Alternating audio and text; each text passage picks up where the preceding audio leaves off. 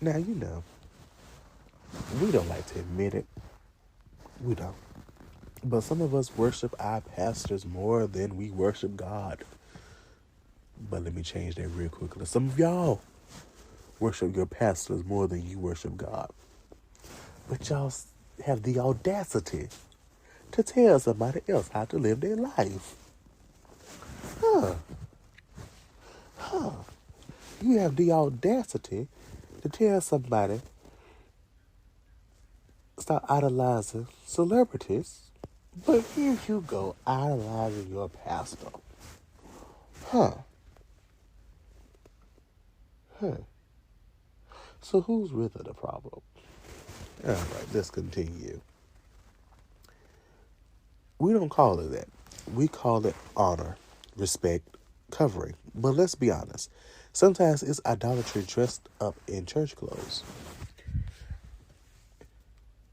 Now let's talk about the dangerous line between leadership and worship.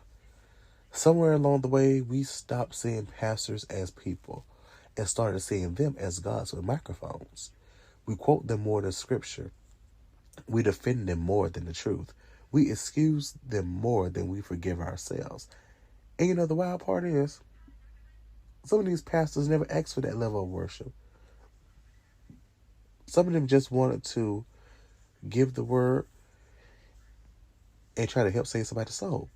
But the culture around them did. When you put someone up on a pedestal, you just don't lift them up. You set them up for pressure, burnout, for failure. We've turned pastors into celebrities. We chase personalities instead of presence. We follow charisma instead of character. We treat church like a fan club and pastors like influencers. I know we see it all the time. I know we see it all the time. Everyone is always, they uplift a pastor, which is good. Which is good. You always uplift the man of God. You always uplift him, but don't do it to the point where you are sitting there putting him above God. Like, it's okay to love your pastor, love his preaching, love his preacher or her preacher. I don't care what y'all say. Sometimes these women are good preachers too. Okay,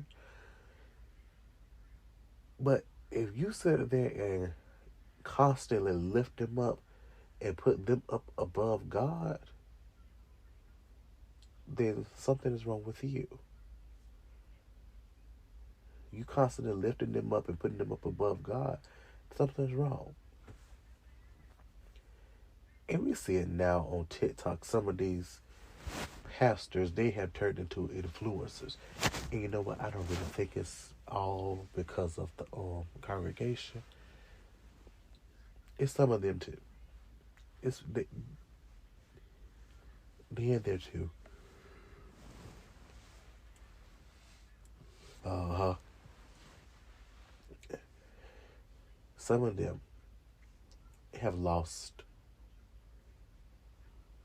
the way, basically. They don't. How I want to put this? Some of them don't even give a sermon anymore. Sometimes they give us motivational speech, and I'm uh, like, where are the 3 points? Where's the sermon topic? What's the scriptures? Like, you try to be a motivational speaker. Some of these pastors, y'all have put up on a pedestal, and now that their ego is so high, you basically have turned them into a celebrity, into an influencer, and now here they go in church doing whole productions, doing whole productions with everything, coming in riding no cyber trucks, coming in having big old performance. They have camels in the church. Oh, yeah, y'all don't know about the camels in the church? Look it up on TikTok. Type in camels. in the church. I think it was last year for Easter, they had camels, like actual live camels, the animal camels, the ones with the hump. Had them in the church. I want to say it was for Easter.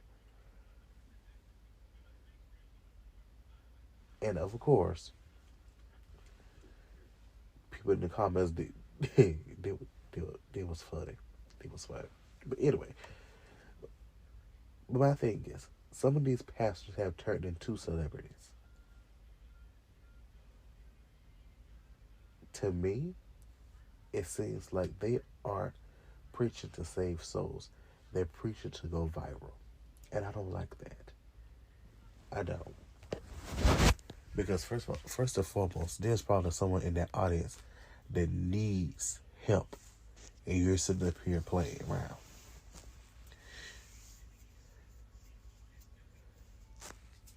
Now, like I said, we treat the church like a fan club, and pastors like influencers.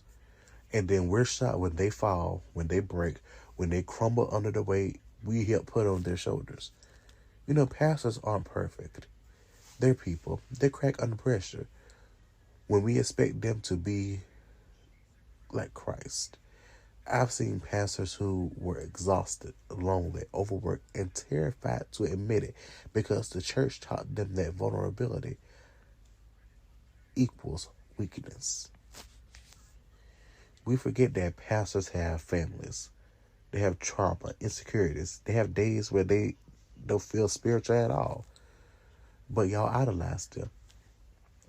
Y'all don't give them room to be human. We only give them room to perform. And God never asked them to be idols. He asked them to be servants. Honor your pastor. Support your pastor. Pray for your pastor. But don't worship your pastor. Your faith should not collapse because a human being made a human mistake. The church is built on Christ, not charisma, not personality, not perfection. And you pastors, I'm going to need y'all to start saying this is God's house, because some of y'all keep on saying, oh, this is my house, it's my house. Ooh, had to catch myself without to say something. That is not your house. That is God's house. Some of y'all see just because your name is on the sign outside, no, that'll make you this. You are the pastor of the church. But as for this being your church, no. Because one thing about it, you can always be replaced. What did Abby Lee Miller say? Everyone's replaceable. Are you next? We want healthier pastors, we need healthier experiences.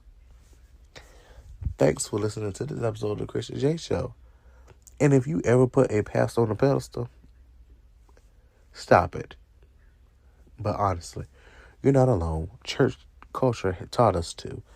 But God is calling us back to balance, back to truth, back to seeing leaders as humans, not idols.